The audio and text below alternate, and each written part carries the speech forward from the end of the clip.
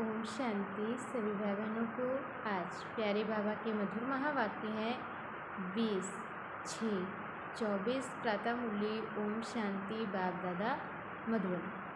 बाबा बोले, मीठे बच्चे, अब चने मुट्ठी के पीछे अपना समय बर्बाद नहीं करो। बाबा कहते, अब चने मुट्ठी के पीछे अपना समय बर्बाद नहीं करो। अब बाप के मददगार बन बाप का नाम वाला कर। विशेष कुमारियों के प्रति प्रश्न है, इस ज्ञान मार्ग में तुम्हारे कदम आगे बढ़ रहे हैं, उसकी निशानी क्या है? इस ज्ञान मार्ग में हम आगे बढ़ रहे हैं, हमारे कदम आगे की ओर बढ़ रहे हैं, उसकी निशानी क्या है? उत्तर में बाबा ने बताया है, जिन बच्चों को शांति धाम और सुख धाम सदा याद रहता है। बाबा ने बताया है कि जिन बच्चों को शांति धाम और सुख धाम सदा याद रहता है और याद के समय बुद्धि कहाँ पर भी भटकती नहीं है। जब बाबा को याद करते हैं और याद करते समय उनकी बुद्धि किसी तरफ भी भटकती नहीं है, बुद्धि में व्यर्थ के ख्यालात नहीं आते। बुद्धि एकाग्र है, झुटका नहीं खाते। उनकी बुद्धि एकाग्र होती है और वो झुटका नहीं खाते। खुशी का पारा चढ़ा हुआ है, तो इससे सिद्ध है कि कदम आगे बढ़ रहे हैं। ओम शांति।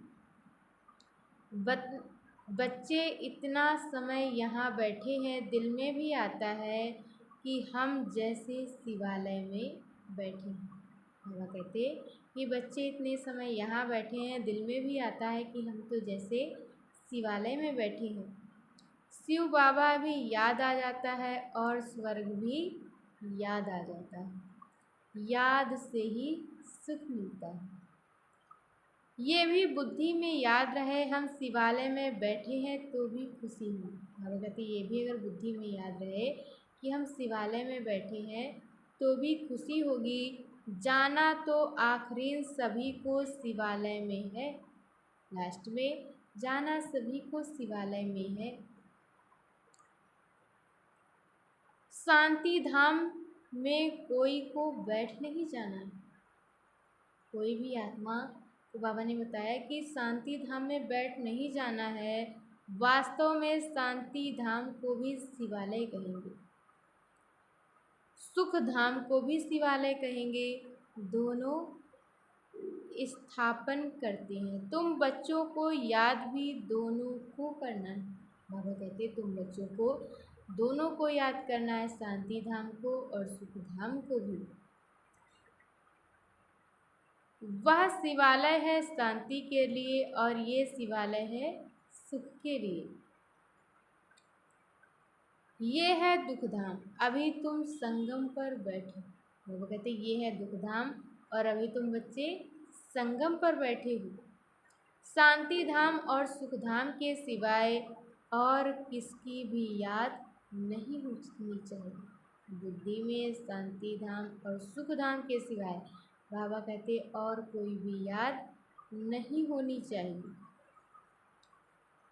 भल कहाँ भी बैठे हो, धंधे आदि में भी बैठे हो, तो बुद्धि में दोनों शिवालय याद आनी चाहिए। बाबा कहते कहाँ भी बैठे हो, धंधे आदि में बैठे हो, तो भी बुद्धि में दोनों शिवालय याद आने चाहिए। दुख धाम को भूल जाना है। बच्चे जानते हैं ये वैश्यालय दुख धाम अब खत्म हो जाना है। ये जो दुख धाम है, वैश्यालय है, अभी ये खत्म हो जाना है।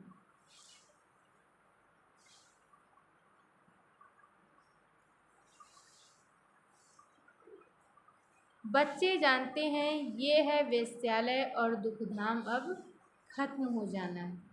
यहाँ बैठे तुम बच्चों को झुटका आदि भी नहीं आना चाहिए।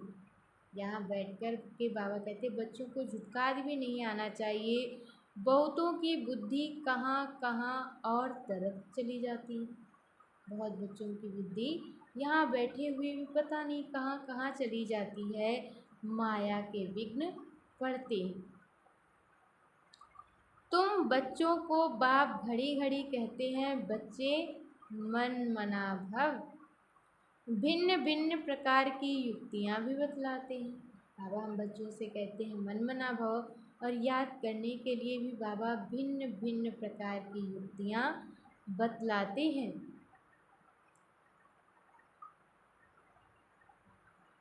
यहाँ बैठे हो, बुद्धि में याद करो कि हम पहले शांति धाम और शिवालय में जाएंगे। मतलब कहते यहाँ बैठे भी हो तो भी बुद्धि में याद आना चाहिए कि हम शांति धाम और सुख धाम में जाएंगे।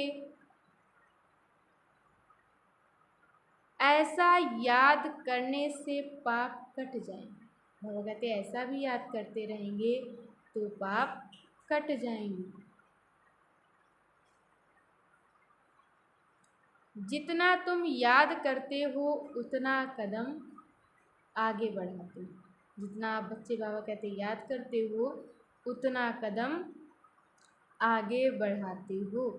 अच्छा, मीठे मीठे सिकिल दे बच्चों प्रति माता पिता बाप दादा का याद प्यार और गुड मॉर्निंग। रूहानी बाप की रूहानी बच्चों को नमस्ते। हम रूहानी बच्चों की तरफ से रूहानी माता पिता बाप दादा को याद प्यार नमस्ते, ओम शांति, गुड मॉर्निंग, शुक्रिया बाबा शुक्रिया। और आज बाबा ने मुट्ठी में धारण करने के लिए मुख्य सार दिया है। पहला पॉइंट, चने मुट्ठी छोड़ बाप से विश्व की बादशाही लेने का पूरा पुरुषार्थ करना है। किसी भी बात में डरना नहीं है। बाबा कहते कि अब चना मुट्ठी छोड़ करके बाप से विश्व की बादशाही लेने का पूरा पुरुषार्थ करना है और किसी भी बात में डरना नहीं है। निडर बन बंधनों से मुक्त होना है। अपना समय सच्ची कमाई में सफल करना है। और दूसरे पॉइंट में बाबा ने बताया है, इस दुख धाम को भूल शिवालय अर्थात शांति धाम और सुख धाम को याद करना है। माया के विघ्नों को जान उनसे सावधान रहना। माया के विघ्नों को जान करके बाबा कहते उनसे सावधान रहना है। और आज बाबा ने वरदान दिया है, गीता का पाठ पढ़ने और पढ़ाने वाले नष्टो मोहा स्मृति स्वरूप है। गीता ज्ञान का पहला पाठ है, अशरीरी आत्मा बनो। पहला पाठ है कि अशरीरी आत्मा बनो और अंतिम पाठ है नष्टो मोहा स्मृति स्वरूप बनो। पहला पाठ है विधि और अंतिम पाठ है विधि से सिद्धि। तो हर समय पहले स्वयं को ये पाठ स्वयं या पाठ पढ़ो और औरों को पाठ पढ़ाओ। ऐसा श्रेष्ठ कर्म करके दिखाओ जो आपके श्रेष्ठ कर्मों को दे। अनेक आत्माएं श्रेष्ठ कर्म करके अपने भाग्य की रेखा श्रेष्ठ बना सकें। वो कहते कि ऐसा श्रेष्ठ कर्म करके दिखाओ जो आपके श्रेष्ठ कर्मों को देख अनेक आत्माएं श्रेष्ठ कर्म करके अपने भाग्य की रेखा श्रेष्ठ बना सके। और आज की मुरली के श्लोगन में बाबा ने बताया है, परमात्म स्नेह में समाये रहो तो मेहनत से मुक्त हो जाएंगे। परमात्म स्नेह में समाये रहो तो मेहनत से मुक्त हो जाएंगे। अच्छा, ओम शांति।